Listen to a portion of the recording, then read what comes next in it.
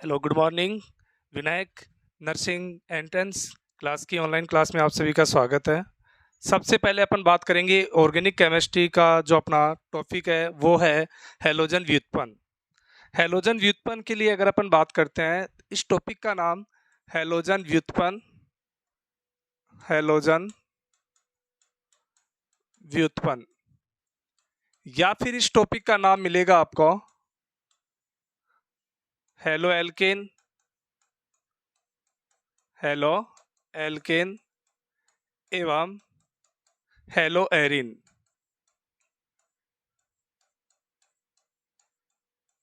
Okay, सबसे पहले अपन बात करते हैं कि हैलोजन व्युत्पन्न क्या होते हैं। हैलोजन व्युत्पन्न की अगर अपन बात करें, कोई भी एलिफेटिक या एरोमेटिक हाइड्रोकार्बन होगा, उसका हाइड्रोजन, जैसे मैंने ये लिया है एलिफेटिक, ओके, इसका हाइड्रोजन हैलोजन के द्वारा X2 मतलब हैलोजन के द्वारा प्रतिस्थापित हो जाए, यानी हाइड्रोजन के स्थान पे कौन आ जाए, हैलोजन आ जाए। जैसे एक हाइड्रोजन यहां से हटा CH3X। ओके, इसी प्रकार जैसे एरोमेटिक है, बेंजीन है, इसका हाइड्रोजन हैलोजन के द्वारा प्रतिस्थापित हो जाएगा, तो यहाँ पे हेलो एरिन का क्या हो जाएगा, निर्माण हो जाएगा। तो जैसा यहाँ पे नाम लिखा हुआ है हेलो एल्केन, ये तो हो गया हेलो एल्केन। सेकंड जो नाम लिखा हुआ है हेलो एरिन, तो कुछ बुक में इस चैप्टर का नाम मिलेगा आपको हैलोजन व्युत्पन्न, जबकि कुछ बुक में इसका नाम मिलेगा हेलो एल्केन एवं हेलो एरिन। अब सबसे पहले अगर अपन यहाँ पे बात करेंगे, तो यहाँ पे अपन बात करेंगे किसकी, हेलो एल्केन की। हेलो एल्केन क्या होते हैं उसके बारे में अपन बात करेंगे। हेलो एल्केन, एल्केन देखो, हेलो एल्केन की अगर अपन बात करें, मैंने अभी भी कहा था एलिफेटिक हाइड्रोकार्बन। एलिफेटिक हाइड्रोकार्बन में जैसा कि मैंने लिया CH4 मेथेन लिया, यहाँ पे मैंने हैलोजन लिया X2। X2 मतलब अपन समझ चुके होंगे फ्लोरीन, क्लोरीन, ब्रोमीन और आयोडीन, इन्हें अपन बोलते हैं हैलोजन। तो मैं इन सबको किसके द्वारा रिप्रेजेंट करूंगा, X के द्वारा। तो मैंने लिख दिया यहाँ पे X2। इसका जो हाइड्रोजन है, जैसे कार्बन, इसकी चारों संयोजकता हाइड्रोजन के द्वारा जुड़ी हुई है, और जैसे इसकी अभिक्रिया हैलोजन के साथ करवाते हैं, तो यहाँ से HX क्या हो जाएगा, बाहर निकल जाएगा। तो कहने का मतलब ये जो हाइड्रोजन बाहर निकल रहा है, उसकी जगह कौन आएगा, हैलोजन आएगा, H H H, और यहाँ पे क्या आ गया, X आ गया। इसे तो अपन ने क्या कहा, एलिफेटिक हाइड्रोकार्बन। क्या है ये, aliphatic, aliphatic hydrocarbon, aliphatic hydrocarbon. इसका ये हाइड्रोजन है, ये किसके द्वारा, अब इस हाइड्रोजन की जगह पे कौन आ रहा है, यहाँ पे हैलोजन आ गया।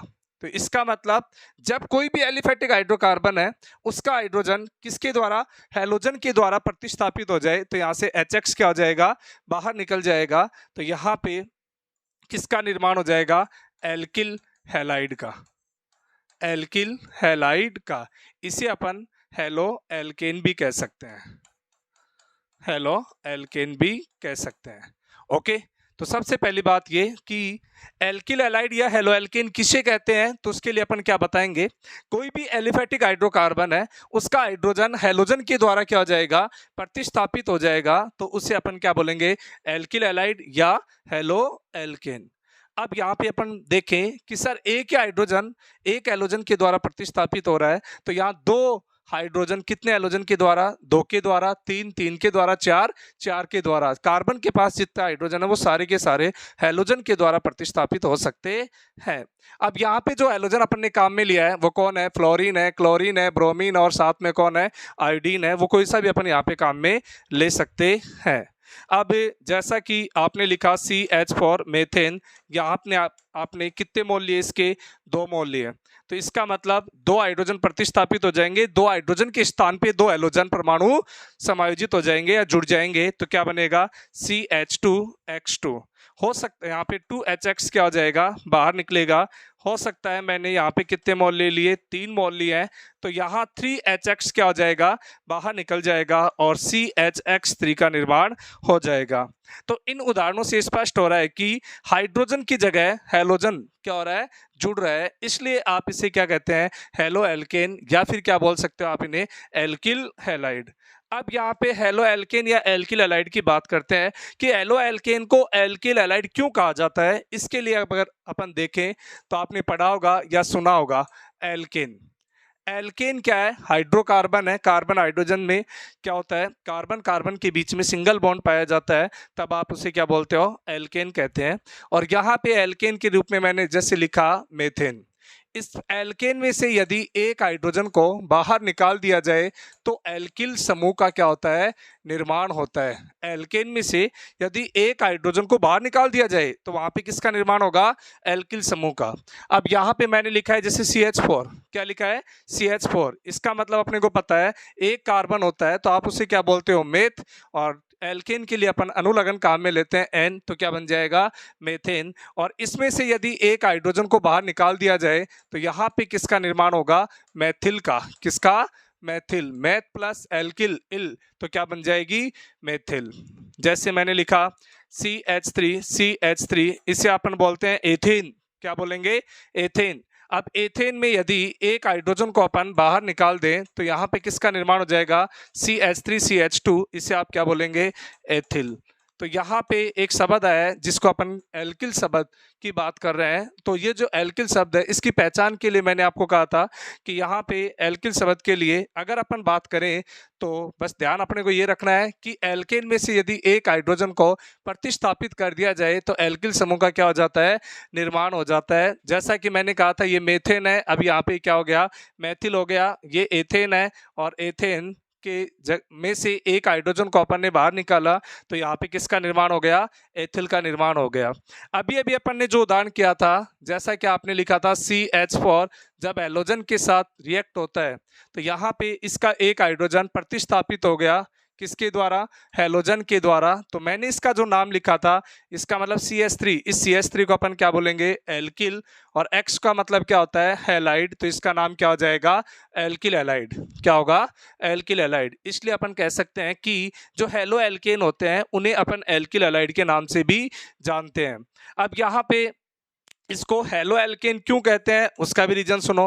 हेलो एल्केन इसलिए कहेंगे कि IPSC नामकरण अगर अपन करते हैं, कौन सा नामकरण, IPSC नामकरण करते हैं, तो आपने एक चीज पढ़ी होगी कि जो प्रतिस्थापी होते हैं उसका पूर्व लगन होगा, उसको सबसे पहले लिखा जाएगा।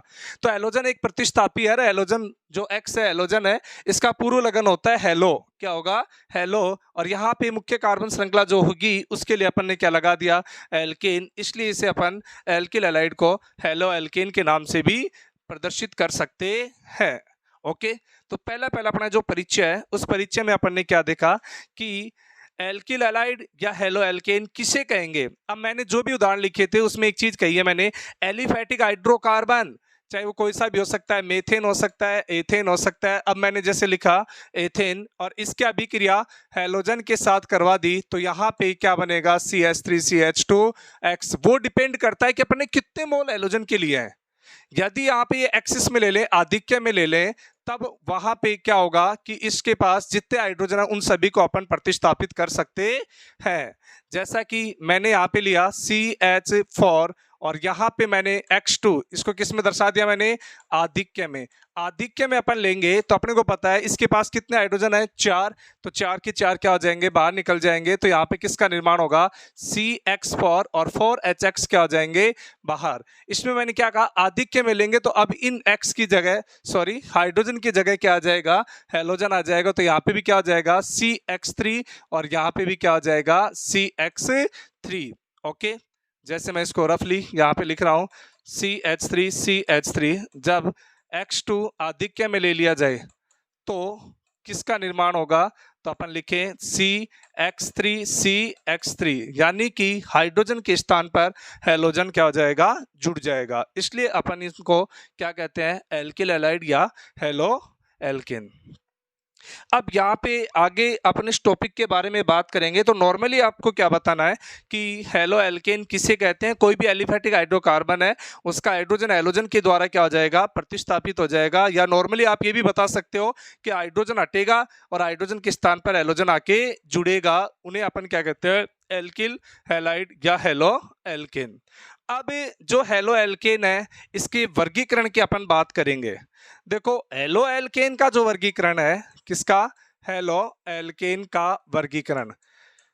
हेलो एल्केन के वर्गीकरण की अगर अपन बात करते हैं तो इसका वर्गीकरण दो प्रकार से किया जाता है। पहला वर्गीकरण होगा हैलोजन परमाणु की संख्या के आधार पर। किसके आधार पर, हैलोजन परमाणु की संख्या, यानी कि एल्किल जो समूह है उसके साथ कितने हैलोजन जुड़े हुए हैं, यानी कार्बन के साथ जुड़े हुए हैलोजन परमाणु की संख्या। एक भी हो सकता है, दो भी हो सकता है, तीन भी हो सकता है, तीन से अधिक भी हो सकते हैं। तो फर्स्ट जो वर्गीकरण अपन देखेंगे वो वर्गीकरण होगा किसके आधार पर, हैलोजन हैलोजन परमाणु की संख्या के आधार पर। हैलोजन परमाणु की संख्या के आधार पर। दूसरा जो वर्गीकरण होगा वो किसके आधार पर देखा जाएगा, दूसरा जो वर्गीकरण होगा वो होगा CX, कार्बन हैलोजन बंध की प्रकृति के आधार पर। कार्बन हैलोजन बंध की प्रकृति के आधार पर, कार्बन हैलोजन बंध की प्रकृति के आधार पर। अब समझना भाई, इन दोनों का अर्थ क्या है, मीनिंग क्या है, उसके बारे में अपन बात करेंगे। फर्स्ट दिया हुआ है हैलोजन परमाणु की संख्या, यानी डायरेक्ट अपने को देखना है कितने हैलोजन जुड़े हुए हैं। जैसे मैंने लिखा CH3X, कितना हैलोजन जुड़ा हुआ है, एक। मैंने लिखा CH2X2, कितना हैलोजन जुड़ा हुआ है, दो। मैंने लिखा CH3CHX2, कितना हैलोजन जुड़ा हुआ है, दो। मैंने लिखा CH3CH2CX3, कितना हैलोजन जुड़ा हुआ है, तीन। यानी कि हैलोजन जो जितने जुड़े हुए हैं उनकी संख्या के आधार पर अपन वर्गीकरण देखेंगे। ओके, तो हैलोजन परमाणु की संख्या के आधार पर पहला वर्गीकरण पढ़ेंगे। सेकंड वर्गीकरण जो पढ़ेंगे वो है CX बंध की प्रकृति के आधार पर। CX बंध की प्रकृति का मतलब है हैलोजन X जिस कार्बन से जुड़ा हुआ है उसकी प्रकृति के आधार पर। और यहां प्रकृति का दिया जा रहा है कि उस कार्बन का संकरण क्या है जिससे हैलोजन जुड़ा हुआ है, यानी ये X इस कार्बन से जुड़ा है, इस कार्बन के संकरण के आधार पर अपन इसका वर्गीकरण पढ़ेंगे। तो सबसे पहले अपन पढ़ेंगे हैलोजन परमाणु की संख्या के आधार पर। अब हैलोजन परमाणु की संख्या के आधार पर अगर अपन बात करें, फर्स्ट पॉइंट अपना है हैलोजन परमाणु की संख्या के आधार पर।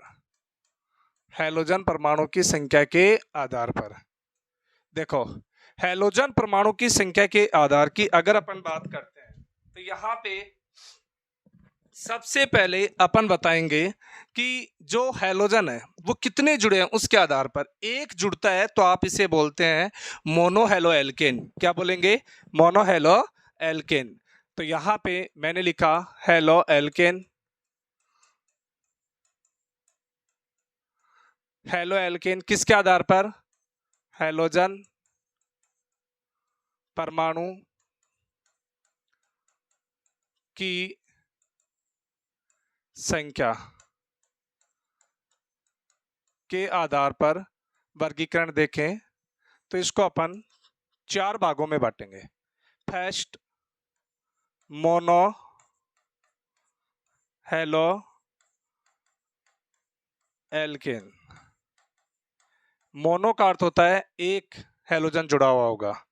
सेकंड अपन पढ़ेंगे die halo alkane.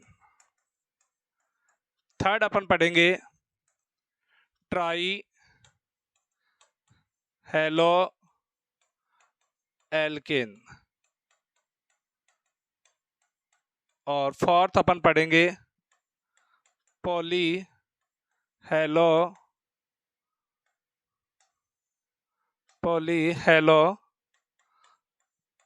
Alkene. Okay, halo alkane है, इसको मैंने हेलोजन परमाणु की संख्या के आधार पर 4 भागों में डिवाइड किया है। पहला मैंने लिखा है मोनो एलो एल्केन, दूसरा मैंने लिखा है डाई एलो एल्केन, और तीसरा मैंने लिखा है ट्राई एलो एल्केन, और चौथा लिखा है पॉली एलो एल्केन। सबसे पहली बात तो ये कि कुछ बुक में इसका वर्गीकरण 2 भी मिल सकता है, कुछ बुक में इसका वर्गीकरण 3 भी मिल सकता है, और कुछ में कितना मिल सकता है, 4 या 4 से अधिक भी मिल सकता है। अब आप कहेंगे सर ऐसा क्यों? मैंने ऐसा इसलिए बोला है, हो सकता है मैं एक एलोजन जुड़ा हुआ है उसके आधार पे तो मैंने बोल दिया मोनो एलो एल्केन, और एक से अधिक जुड़े हुए हैं उन सबको मैंने किस में डाल दिया, पॉली में। यदि एक ही जुड़ा हुआ है तब तो आपने बोल दिया मोनो एलो एल्केन, ओके ठीक है, और एक से ज्यादा जुड़े होते हैं तब आपने डायरेक्ट लिख दिया क्या, पॉली एलो एल्केन। तो इसका मतलब उस आधार पे अपन देखेंगे तो इसका वर्गीकरण कितने प्रकार का हो गया, 2 प्रकार का। किसके आधार पर, हेलोजन परमाणु की संख्या के आधार पर। सेकंड मैंने हो सकता है एक के लिए मैंने लिख दिया मोनो एलो एल्केन, और यदि 2 है तब मैंने लिख दिया डाई एलो एल्केन, और यदि 2 से अधिक आ जाए तब उनको मैंने डायरेक्ट किस में लिख दिया, पॉली एलो एल्केन के अंतर्गत। ओके, हो सकता है आप ऐसा ना करें तो ऐसा भी मिल सकता है आपको, एक जुड़ा होता है तब तो आपने बोल दिया मोनो एलो एल्केन, 2 जुड़े होते हैं तब आपने क्या बोल दिया, डाई एलो एल्केन, 3 जुड़े होते हैं तब आपने क्या बोल दिया, ट्राई, और 3 से अधिक कहीं पे मिलते हैं तो आपने उसको क्या बोल दिया, पॉली एलो एल्केन। तो ये तो अलग अलग बुक में अलग अलग प्रकार से आप देख सकते हैं, तो कोई बड़ी बात नहीं, आपको पहचान करनी पड़ेगी मोनो कौन सा होता है, डाई कौन सा होता है, ट्राई कौन सा होता है, और पॉली कौन सा होगा, उसके बारे में आपको बताना पड़ेगा। तो सबसे पहली बात ये कि यदि अपन मोनो की, डाई की, ट्राई की, पॉली की बात करें तो मोनो मीन्स होता है भाई एक, कितना, एक होगा, और डाई, डाई का मतलब कितने होंगे, 2 होंगे। कौन होंगे 2, हेलोजन, क्योंकि अपन किसके आधार पे देख रहे हैं, हेलोजन परमाणु की संख्या के आधार पर।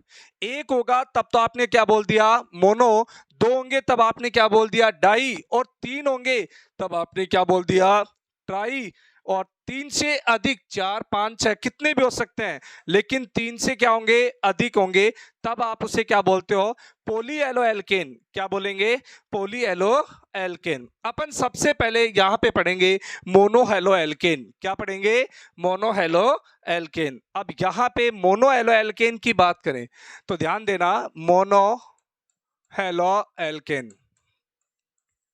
Mono halo alkane, mono halo alkane की अगर अपन बात करें तो इसका मतलब है कि कोई भी एलिफेटिक हाइड्रोकार्बन है उसका एक हाइड्रोजन एक एलोजन के द्वारा क्या हो जाएगा, प्रतिस्थापित हो जाएगा। देखो इसके नाम से पता चल रहा है, बाकी एक एग्जांपल मैं करवा रहा हूं, इससे देखना आप।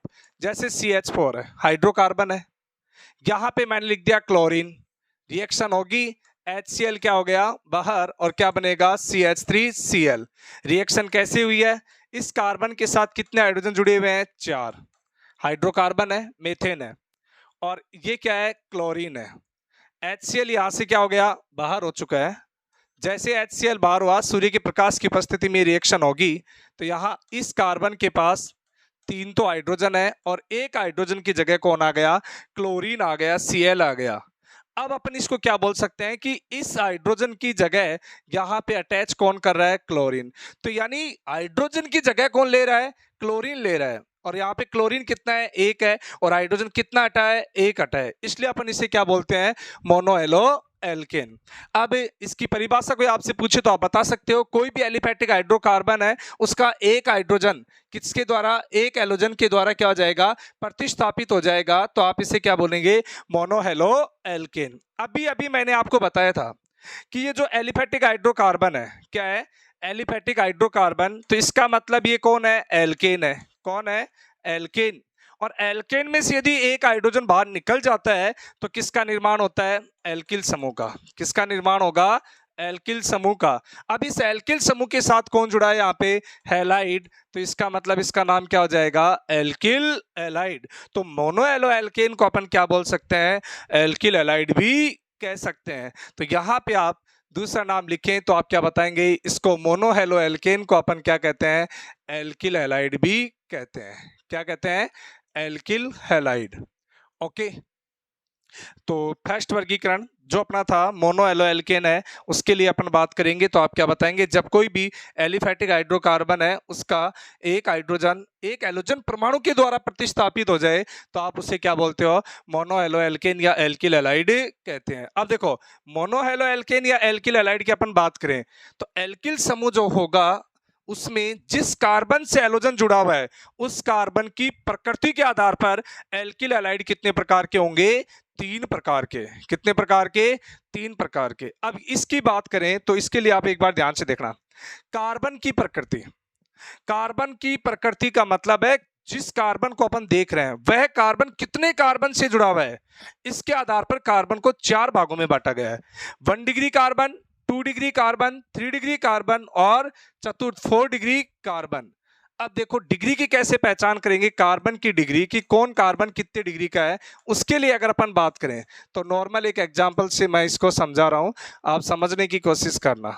ओके, कि कौन कार्बन कितने डिग्री का है। देखो, कार्बन की डिग्री का निर्धारण करें तो कार्बन की डिग्री के निर्धारण का मतलब यह है कि वहां पे वो जो कार्बन, जिस कार्बन के बारे में अपन डिग्री निर्धारित करें वो कार्बन अन्य कितने कार्बन से जुड़ा हुआ है, उसके आधार पर कार्बन की डिग्री का निर्धारण किया जाता है।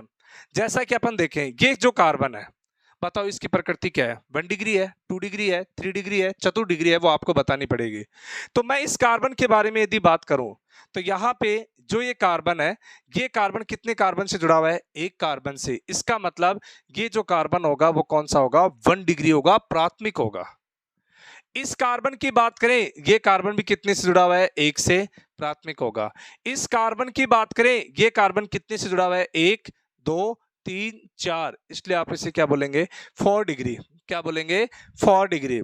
इस कार्बन की अगर अपन बात करते हैं तो ये कार्बन कितने के साथ जुड़ा हुआ है, 1 2 और 1 3, इसका मतलब ये कौन सा है, 3 डिग्री है। इस कार्बन की अगर अपन बात करें, किसी भी कार्बन की बात करें, बस आपको क्या देखना है, जिस कार्बन की प्रकृति का निर्धारण करना है वह कार्बन कितने कार्बन से जुड़ा हुआ है उसकी संख्या देखनी है। जैसा कि मैं इस कार्बन की बात करूं तो ये कार्बन कितने से जुड़ा हुआ है, 1 2 3 4, इसका मतलब ये कौन सा हो गया, 4 डिग्री हो गया। यहां पे मैं इस कार्बन की बात करूं इसकी, तो ये कार्बन कितने से जुड़ा है बेटा, 1 जुड़ा हुआ है क्या, 1, ये नहीं जुड़ा हुआ है। ये कार्बन इस कार्बन से जुड़ा हुआ है, लेकिन इस कार्बन की डिग्री निर्धारण करेंगे तो ये किससे जुड़ा हुआ है, 1 इससे। इसके अलावा इससे भी नहीं जुड़ा हुआ, इससे भी नहीं जुड़ा, इससे भी नहीं जुड़ा है, तो इसका मतलब ये कौन सा हो गया, 1 डिग्री हो गया। क्लियर।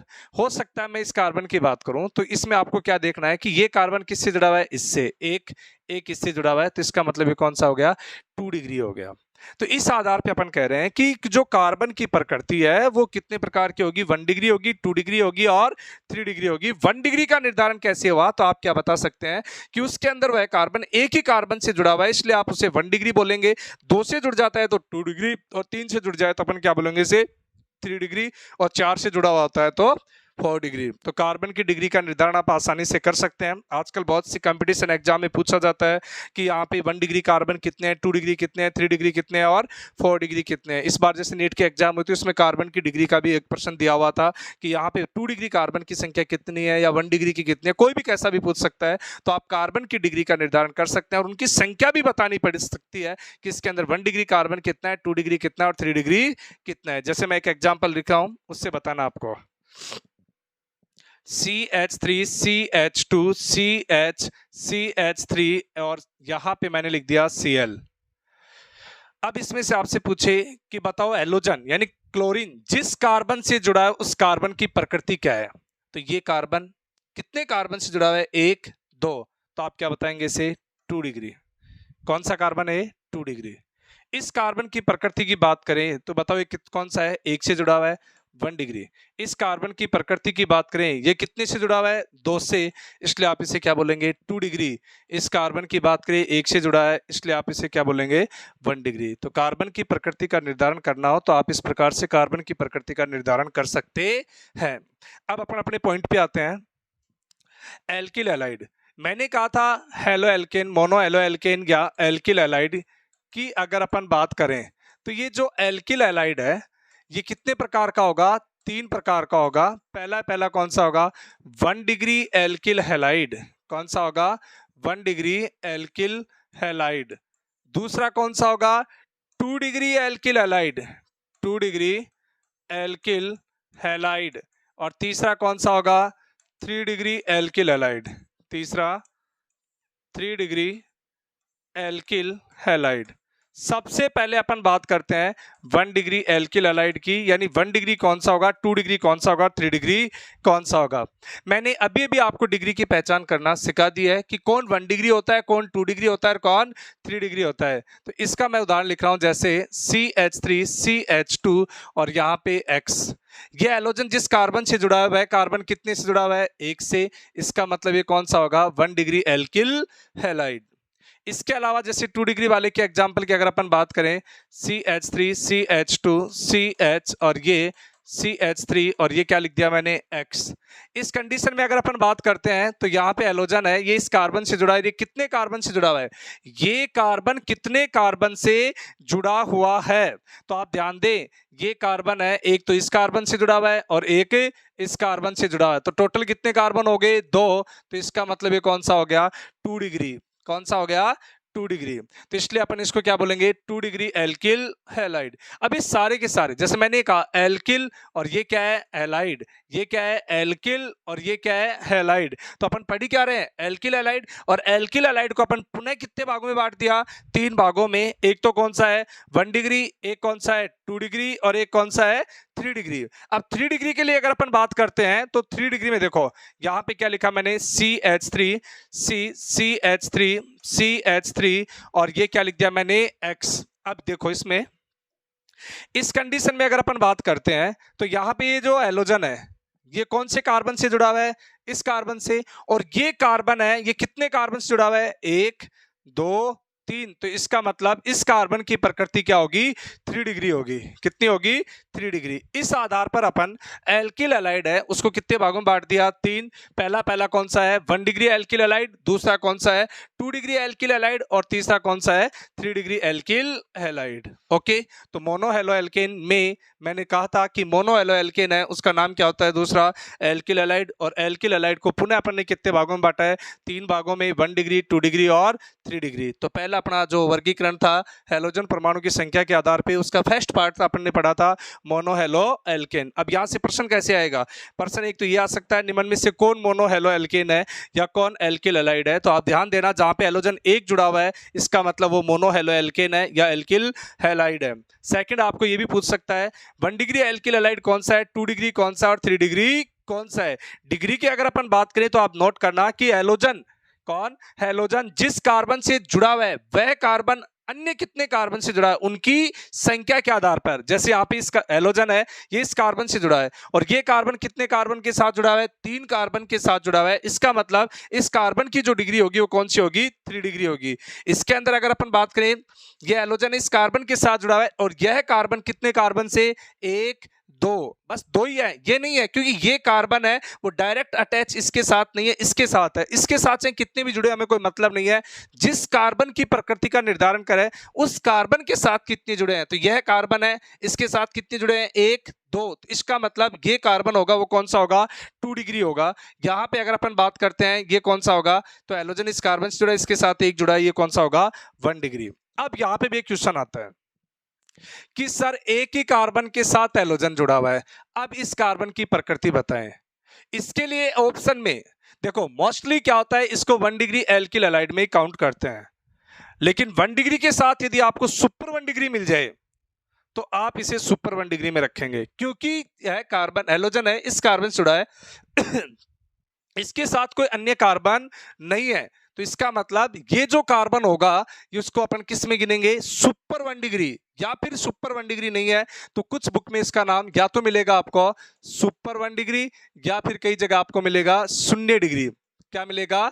0 डिग्री। उसके आधार पर अपन इसको वर्गीकृत कर सकते हैं। ओके। अब सेकंड वाला है वो है डाई हेलो एल्केन। कौन सा? Dihaloalkane. देखो डाई हेलो एल्केन,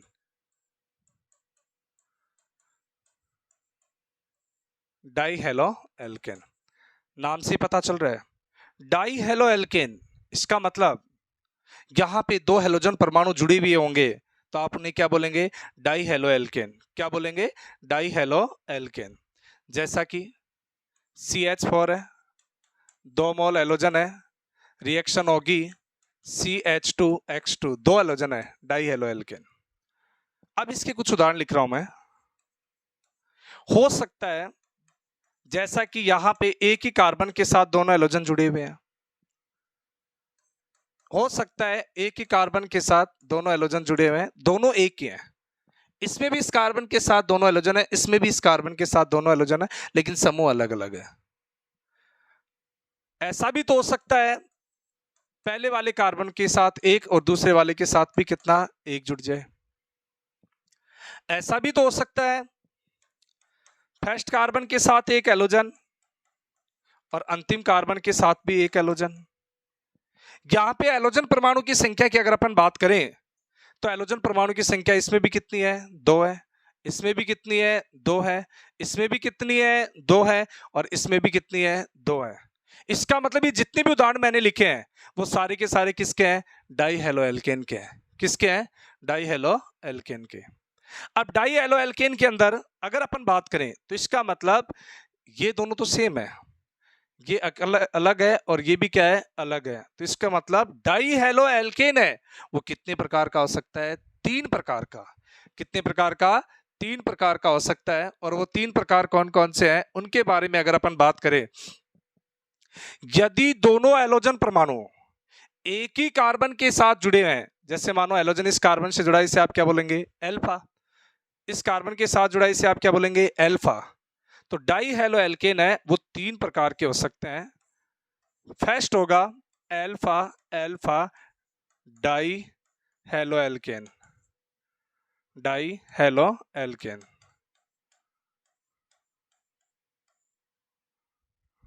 ओके, इसका दूसरा नाम हो सकता है जेम डाई एलाइड।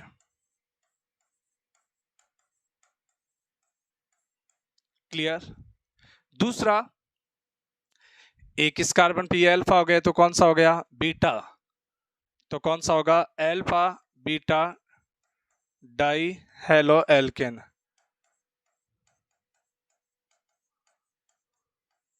ओके, इसका दूसरा नाम दिया होता है विश डाई हेलाइड। मोस्टली से किस नाम से पूछता है, विश डाई हेलाइड।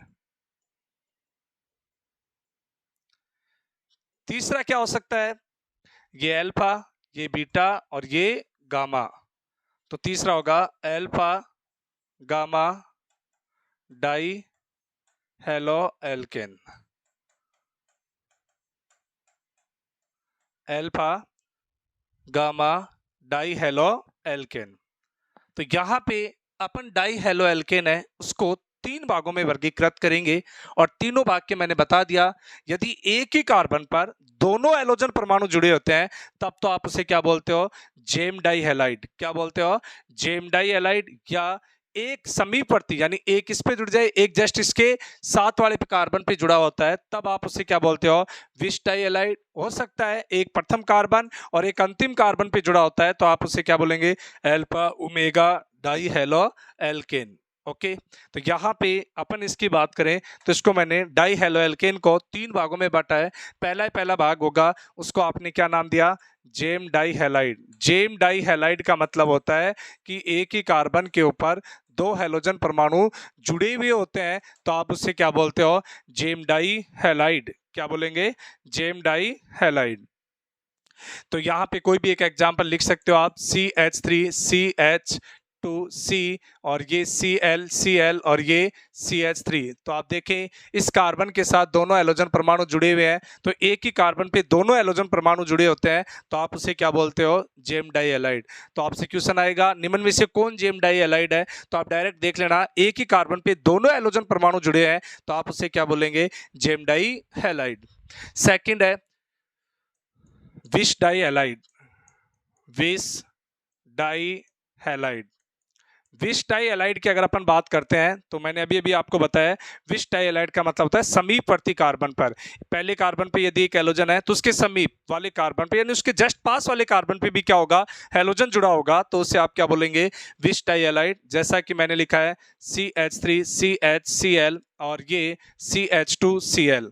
तो यहाँ पे देखें इस कार्बन पे हैलोजन जुड़ा हुआ है तो इसके पास वाला कार्बन है उसके ऊपर भी क्या है, हैलोजन जुड़ा हुआ है, यानी दो अलग अलग कार्बन पे जुड़ा है। और अलग अलग में भी ध्यान रखना, समीपवर्ती कार्बन पे हैलोजन परमाणु जुड़ा होगा तो आप उसे क्या बोलेंगे, विश डाई हैलाइड। थर्ड है alpha omega di halide, alpha omega di halide. Alpha omega di halide की अगर अपन बात करें तो इसका मतलब क्या हुआ, प्रथम व अंतिम कार्बन पर हैलोजन परमाणु जुड़ा होता है और उनका आपस में कोई संबंध नहीं होता है, दो अलग अलग कार्बन पे जुड़े हुए हैं। जब देखो इसमें अंतर ये है, इसमें भी दो अलग अलग कार्बन पे हैलोजन जुड़े हुए हैं लेकिन दोनों क्या है, समीपवर्ती हैं, आपस में एक दूसरे का संबंध, आपस में एक दूसरे की क्या है, पास पास है। जबकि इनमें भी दो हैलोजन है, अलग अलग पे है, लेकिन इस कार्बन का इस कार्बन के साथ कोई संबंध नहीं है, तो इसलिए आप इसे क्या बोलेंगे, अल्फा ओमेगा डाई हैलाइड। क्या बोलेंगे, alpha omega di halide. Clear. तो आप ध्यान दें कि जो डाई हेलो एल्केन है उसको अपन तीन भागों में डिवाइड किया है। पहला कौन सा है, जैम डाई हैलाइड, दूसरा कौन सा है, विश डाई हैलाइड, और तीसरा कौन सा है, alpha omega di halide. Question कैसे आ सकता है, तो आपको पूछ सकता है जैम डाई हैलाइड कौन सा है, तो आप वहां पे तुरंत देखना एक ही कार्बन के ऊपर दोनों हैलोजन आ रहे हैं। विश डाई हैलाइड कौन सा है, तो आप देखना समीपवर्ती कार्बन के ऊपर, यानी कि अलग अलग कार्बन के ऊपर हैलोजन होगा और वो दोनों आपस में क्या होंगे, पास पास होंगे, तब आप उसे क्या बोलेंगे, vic di halide. Alpha omega di halide, इसके लिए अगर वो बात करता है तो आप देख लेना दो अलग अलग कार्बन पे हैलोजन होंगे लेकिन दोनों का आपस में कोई संबंध नहीं होगा, तो आप उन्हें क्या बोलेंगे, अल्फा ओमेगा डाई हैलाइड कहेंगे। क्लियर। अब है तीसरा है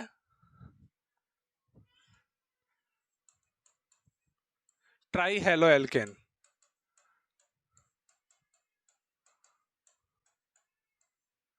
ट्राई हेलो एल्केन का मतलब क्या हुआ, नाम से ही पता चल रहा है, कोई भी एलिफेटिक हाइड्रोकार्बन होगा उसके तीन हाइड्रोजन के स्थान पर तीन हैलोजन परमाणु जुड़ जाएंगे। जैसा कि मैं लिख रहा हूं CH4 3X2 रिएक्ट होगा तो यहाँ पे किसका फॉर्मेशन होगा, CHX3 और 3HX क्या हो जाएगा, बाहर निकल जाएगा। तो इसका मतलब ये जो CHX3 है इसे अपन क्या बोलेंगे, ट्राई हेलो एल्केन कहेंगे।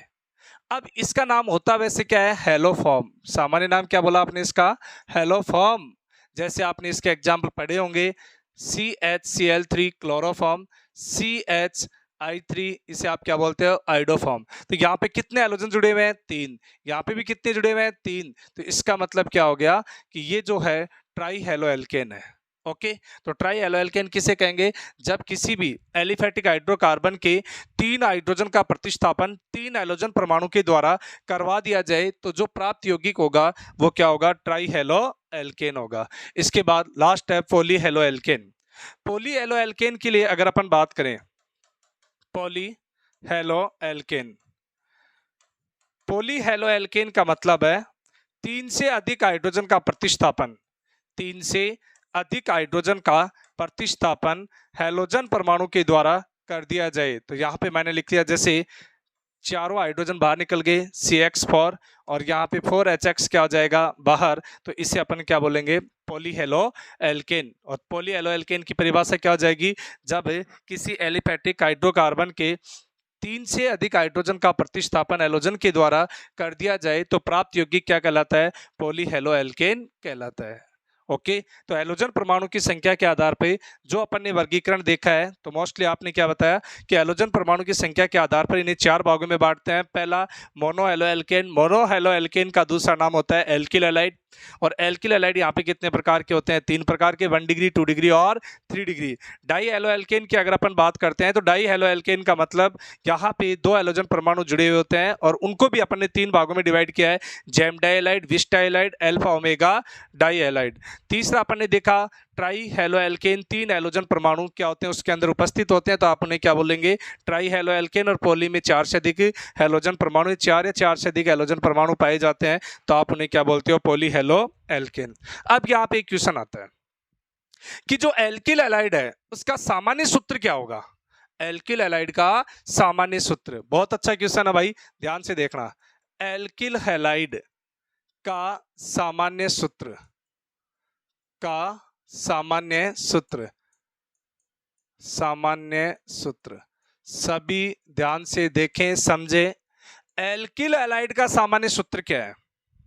किसी का भी सामान्य सूत्र पूछे केमिस्ट्री, ऑर्गेनिक केमिस्ट्री, कार्बनिक रसायन में, उन सब के लिए एक फॉर्मूला आपको काम में लेना है, क्योंकि हमें पता है जो कार्बनिक रसायन है वो कार्बन और हाइड्रोजन के बनी इवन के व्युत्पन्न है। तो यहाँ पे हाइड्रो जो कार्बन है वो कौन होते हैं, कार्बन और हाइड्रोजन, और हाइड्रोकार्बन का सामान्य सूत्र होता है CnH2n। हाइड्रोकार्बन का सामान्य सूत्र क्या होता है, CnH2n, और यहां पे जो स्मॉल n है इसका मतलब है कार्बन की संख्या। किसकी संख्या, कार्बन की संख्या। ओके, बस आपको एक फॉर्मूला याद रखना है और वो फॉर्मूला क्या है, CnH2n। अब इस फॉर्मूले से अपन सभी का सामान्य सूत्र ज्ञात कर सकते हैं। जैसे अपन ज्ञात कर रहे हैं एल्किल हैलाइड, एल्किल हैलाइड का सामान्य सूत्र क्या होगा, तो हमें यह पता होना चाहिए कि एल्किल हैलाइड होते क्या है। तो जैसा कि आपके एक उदाहरण आ रहा है एल्किल हैलाइड CH3X, यानी एल्किल समूह के साथ हैलाइड जुड़ा होता है तो आप उसे क्या बोलते हो, एल्किल हैलाइड। अब यहां पे CH3X है, आपने कहा ये क्या है, एल्किल हैलाइड है। अब एल्किल हैलाइड का सामान्य सूत्र क्या होगा, तब मैंने कहा था आपको हाइड्रोकार्बन का सूत्र काम में लेना है CnH2n। इस उदाहरण के अंदर कार्बन की संख्या कितनी है, एक, तो अपन यहां पे रखें C1H2 into 1, तो क्या आ गया CH2। अब इस उदाहरण में इसमें अंतर क्या है, कार्बन एक है, कार्बन एक है, हाइड्रोजन तीन है, हाइड्रोजन दो है, इसका मतलब इसके अंदर एक हाइड्रोजन की कमी है। उस कमी को दूर करने के लिए मैंने प्लस का क्या कर दिया 1, प्लस का क्या कर दिया 1, तो ये क्या बन गया CH3। अब यहाँ पे X है, इनमें X नहीं है, तो साथ में आप क्या लिखेंगे X, क्या लिखेंगे X, तो क्या आ गया साथ में X। इसका मतलब इसका सूत्र क्या होगा, CnH2n + 1x होगा। एक बार दोबारा देखें, जैसा कि मैं लिख रहा हूं CH3 CH2 और ये क्या लिख दिया मैंने X। इस उदाहरण से स्पष्ट हो रहा है कि ये एल्किल हैलाइड है। क्यों है, क्योंकि इस समूह को तो अपन क्या बोलते हैं, एल्किल, और इसको अपन क्या बोलते हैं, हैलाइड, एल्किल हैलाइड। अब मैंने कहा एल्किल हैलाइड का सामान्य सूत्र बताओ, तो उसके लिए मैंने आपको बताया कि आपको सबसे पहले हाइड्रोकार्बन का सूत्र आना चाहिए और वो होता है CnH2n, और यहां n का मतलब होता है कार्बन की संख्या। इसके अंदर कितने कार्बन है, 2, तो रखें C2H2 into 2, तो क्या बन गया C2H4। कार्बन 2 है, बिल्कुल सही है। हाइड्रोजन 3 और 2 कितने हो गए, 5, इसमें हाइड्रोजन कितने हैं, 4। इसका मतलब सूत्र में क्या ऐड करना पड़ेगा, +1, तब मैंने लिख दिया यहाँ पे +1, CnH2n +1। +1 करते हाइड्रोजन भी क्या हो जाते हैं, सेम हो गए, कार्बन 2, हाइड्रोजन भी 5। अब इसमें क्या है कि X है, तो इसका मतलब सूत्र में क्या ऐड करना पड़ेगा, साथ में X, तो बन गया C2H5X। ओके, तो आपसे कोई पूछे कि एल्किल हैलाइड का सामान्य सूत्र बताओ, तो आप उसका सूत्र क्या बताएंगे, CnH2n + 1, और ये क्या हो गया, X हो गया।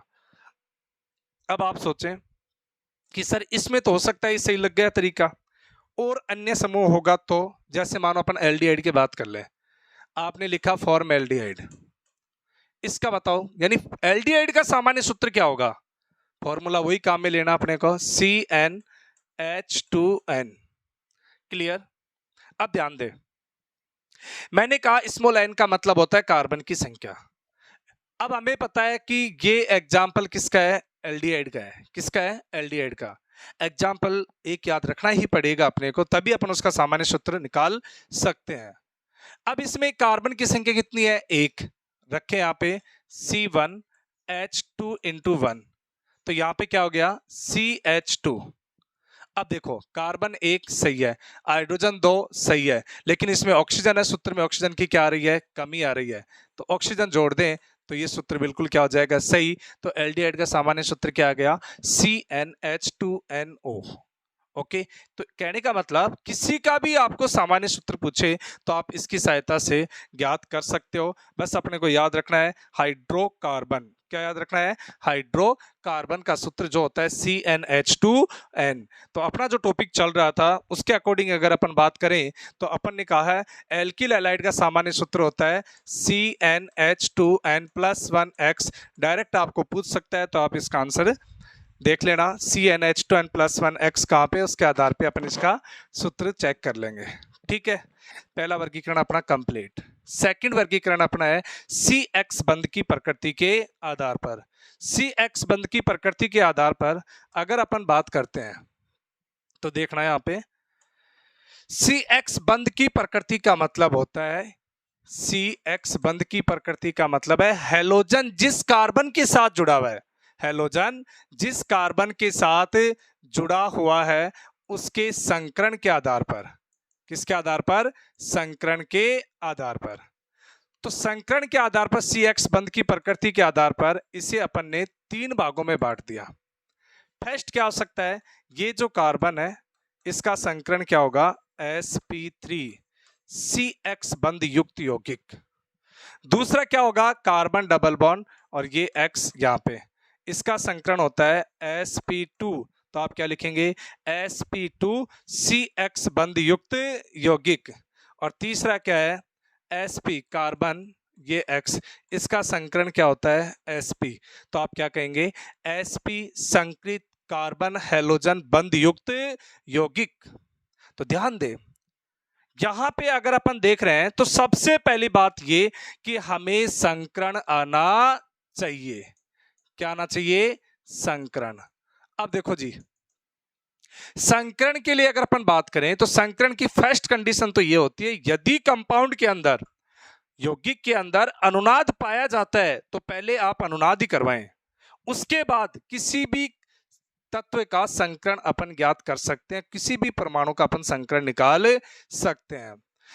ओके, तो यदि उसके अंदर अनुनाद पाया जाता है तो सबसे पहले अपन क्या करें, अनुनाद करवाएं। अनुनाद के बाद अपन देखें सिग्मा बंध कितने हैं और लोन पेयर कितने हैं, उनको जोड़ें। संकरण के अंदर कौन भाग लेते हैं, सिग्मा बंध और लोन पेयर भाग लेते हैं। और पाई बंध यानी पाई इलेक्ट्रॉन या पाई बंध होता है वो संकरण के अंदर भाग नहीं लेता है। यदि सिग्मा और लोन पेयर की संख्या कितनी हो जाए, 2 हो जाए, तब वहां पे संकरण होता है sp। यदि 3 हो जाए तब वहां पे संकरण होता है sp2, और यदि 4 हो जाए तब संकरण होता है sp3। तो यहाँ पे संकरण की अगर अपन बात करते हैं तो अपन 3 प्रकार का संकरण देखेंगे, sp, sp2 और sp3। तो मैंने यहाँ पे बताया आपको कि हैलोजन जिस कार्बन से जुड़ा हुआ है उसका संकरण क्या है, sp3 है।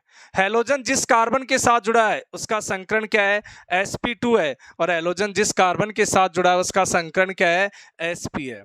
तो सबसे पहले अपन पॉइंट फर्स्ट की बात करेंगे, यानी sp3 कार्बन हैलोजन बंध युक्त यौगिक।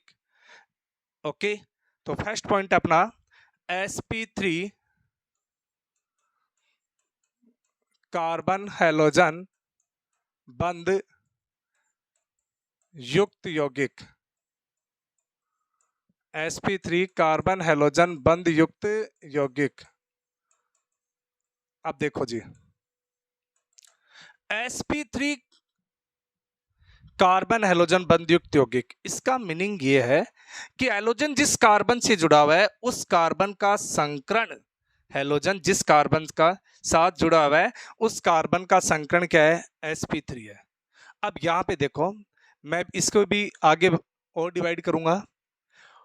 जैसे मैंने लिखा CH3CH2X, मैंने लिखा CH3CH2CH3X, मैंने लिखा CH3CCH3CH3X।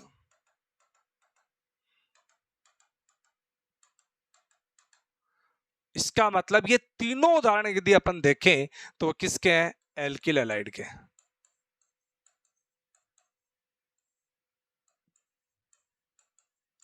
और एल्किल हैलाइड है वो अभी अभी आपने पढ़ा था इसी वीडियो में कि एल्किल हैलाइड कितने प्रकार के होते हैं? 3 प्रकार के।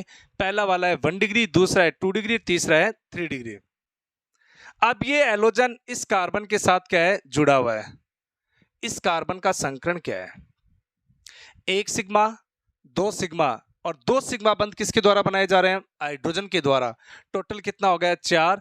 4 का मतलब sp3। 1 सिग्मा, 2 सिग्मा, 3 सिग्मा, एक ये। अब देखो भाई, सिग्मा बंध का जिसको नहीं पता है वो ध्यान दे। सिंगल बॉन्ड मीन्स होता है 1 सिग्मा। डबल बॉन्ड का मतलब होता है 1 सिग्मा 1 पाई। और जहां पे ट्रिपल बॉन्ड पाया जाता है वहां 1 सिग्मा और 2 पाई होते हैं। सिंगल बॉन्ड जहां पाया जाता है वहां पे 1 सिग्मा होता है। डबल बॉन्ड जहां पाया जाता है वहां पे 1 सिग्मा 1 पाई होता है। और ट्रिपल बॉन्ड जहां पाया जाता है वहां पे 1 सिग्मा 2 क्या होते हैं? पाई होते हैं। 3 से अधिक आपके नहीं मिलेंगे। अब एक चीज सुनना, मैंने कहा single bond 1 sigma, double bond 1 sigma 1 पाई, ट्रिपल बॉन्ड 1 सिग्मा 2 पाई। ये आपको कैलकुलेट करना पड़ेगा। हाइड्रोजन कार्बन के साथ जुड़ा हुआ है, नाइट्रोजन किसी के साथ भी जुड़ता है तो हाइड्रोजन वहां सिग्मा बंध का ही क्या करता है? निर्माण करता है। तो इसका मतलब जितने हाइड्रोजन जुड़े हुए हैं उतने क्या होंगे? सिग्मा बंध होंगे। तो अब देखो इधर, ये हाइड्रोजन इस कार्बन से जुड़ा हुआ है। 1 सिग्मा ये हो गया और 1 सिग्मा ये हो गया, क्योंकि ये कार्बन है, इस कार्बन का चेक करना है। तो कार्बन इससे भी जुड़ा है, कार्बन इससे भी जुड़ा हुआ है। तो सिग्मा कितने हो गए? 2, और 2 हो गया हाइड्रोजन, 2 और 2 कितने हो गए? 4। 4 का मतलब संकरण कौन सा हो गया? sp3। यहाँ पे इस कार्बन की बात करें तो 1 सिग्मा, 2 सिग्मा, 3 सिग्मा और एक हाइड्रोजन कितने हो गए? 4। 4 का मतलब हो गया sp3। इस कार्बन की बात करें 1 सिग्मा, 2 सिग्मा, 3 सिग्मा, 4, इसका मतलब ये भी कौन सा हो गया? sp3।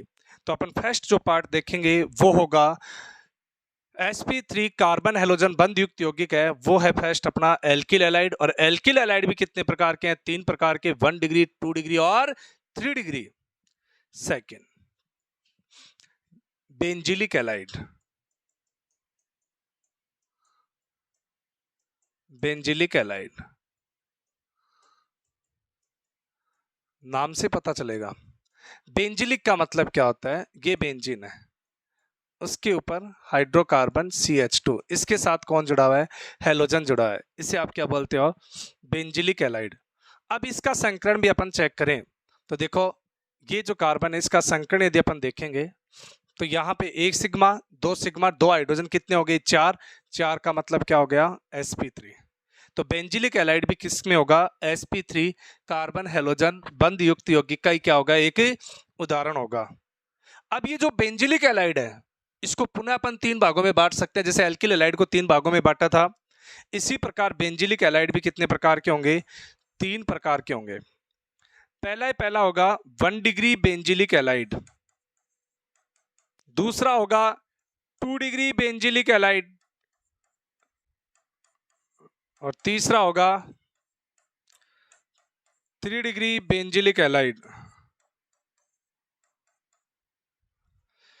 1 डिग्री क्यों है? ये हैलोजन जिस कार्बन से जुड़ा हुआ है, ये हैलोजन जिस कार्बन से जुड़ा हुआ है, तो इसका मतलब ये कार्बन इधर एक कार्बन से जुड़ा हुआ है, इसका मतलब ये कौन हो गया? 1 डिग्री बेंजिलिक हैलाइड। यहां पे इसकी अगर अपन बात करते हैं, ये हैलोजन इस कार्बन से जुड़ा है, ये कितने कार्बन से? 1, 2 से जुड़ा हुआ है, इसका मतलब ये कौन सा हो गया? 2 डिग्री। यहां पे ये कार्बन हैलोजन इस कार्बन से जुड़ा है, ये कार्बन कितने कार्बन से? 1, 2, 3, इसका मतलब ये कौन सा हो गया? 3 डिग्री। तो बेंजिलिक हैलाइड है वो भी कितने प्रकार का होगा? 3 प्रकार का, 1 डिग्री, 2 डिग्री, 3 डिग्री। आपको भाई डिग्री के बारे में क्वेश्चन पूछ सकता है, निम्न में से कौन सा 2 डिग्री बेंजिलिक हैलाइड है, 1 डिग्री कौन सा है, 3 डिग्री कौन सा है, इस प्रकार से आपसे पूछ सकता है। थर्ड, थर्ड क्या होगा?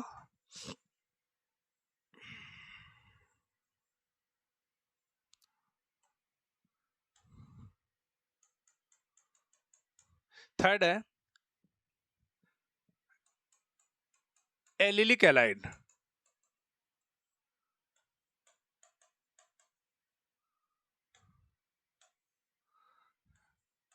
Allylic halide. देखो एलिलिक हैलाइड का मतलब क्या होता है?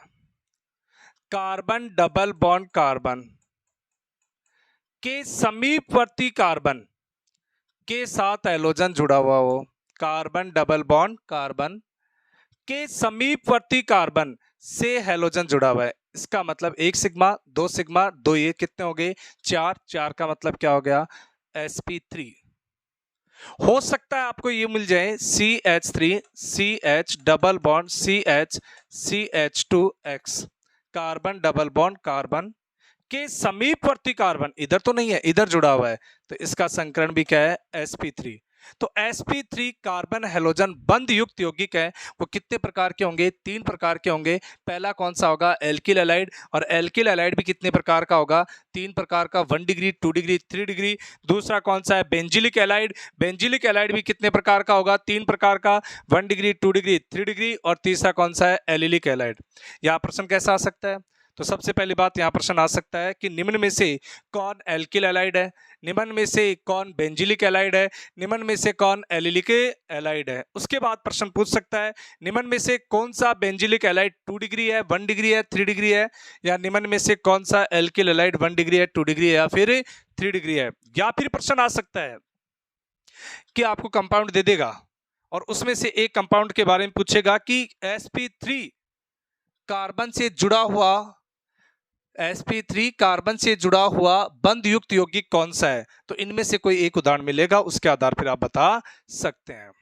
सेकंड अपन देखेंगे sp2 कार्बन हैलोजन बंध युक्त यौगिक। sp2 कार्बन हैलोजन बंध युक्त यौगिक। sp2 कार्बन हैलोजन बंध युक्त यौगिक की अगर अपन बात करें तो इसका मतलब है कि हैलोजन जिस कार्बन से जुड़ा हुआ उसका संकरण क्या होगा? sp2 होगा। तो देखो यहां पे अगर अपन इसकी बात करें तो देखना कार्बन डबल बॉन्ड और ये हैलोजन, तो यहां पे 1 सिग्मा 2 सिग्मा 3 सिग्मा, तो 3 का मतलब क्या हो गया? sp2। ये जो यौगिक होंगे इसको मैंने 2 भागों में बांट दिया है। फर्स्ट जो भाग होगा वो होगा सबसे पहली बात एरिल हैलाइड। और एरिल हैलाइड की अगर अपन बात करते हैं तो जैसे बेंजीन, और बेंजीन में डायरेक्ट यहां पे क्या जोड़ दिया? हैलोजन। इस कार्बन के संकरण की बात करें 1 2 3, तो इसका मतलब sp2 संकरित कार्बन हैलोजन बंध युक्त यौगिक है। यह है एरिल हैलाइड। सेकंड इसका है वाइनिल हैलाइड। वाइनिल हैलाइड का मतलब क्या होता है? Carbon double bond carbon, carbon double bond carbon के साथ हैलोजन जुड़ा हुआ है। इसका मतलब ये भी कौन सा है? sp2 कैसे? डबल बॉन्ड है, 1 सिग्मा 2 सिग्मा, और 1 के कितने हो गए? 3। तो इसका मतलब ये कौन सा हो गया? sp2 वाला। लास्ट थर्ड है sp कार्बन हैलोजन बंध युक्त यौगिक। sp कार्बन हैलोजन बंध युक्त यौगिक की अगर अपन बात करें तो हैलोजन जिस कार्बन के साथ जुड़ा हुआ है उसका संकरण क्या होगा? हैलोजन जिस कार्बन के साथ जुड़ा हुआ है उसका संकरण sp होगा। जैसे ये है कार्बन, ये हैलोजन इस कार्बन के साथ जुड़ा हुआ है, तो इधर 1 सिग्मा इधर 1 सिग्मा 2 पाई, पाई तो भाग नहीं लेंगे, सिग्मा वाले भाग लेंगे, तो सिग्मा कितने हो गए? 2। तो इसका संकरण क्या हो गया? sp। तो इस आधार पर अपन इसको वर्गीकृत कर सकते हैं। तो जो एल्किल हैलाइड है उसका वर्गीकरण कंप्लीट हो चुका है। मोनो एलो एल्केन उसको अपन ने कंप्लीट पढ़ लिया है। हैलोजन परमाणु की संख्या के आधार पे भी अपन ने पढ़ा है, और दूसरा CX बंध की प्रकृति के आधार पे भी अपन ने पढ़ा है। ओके, नेक्स्ट वीडियो में अपन आगे की बात करेंगे। Okay, thank you.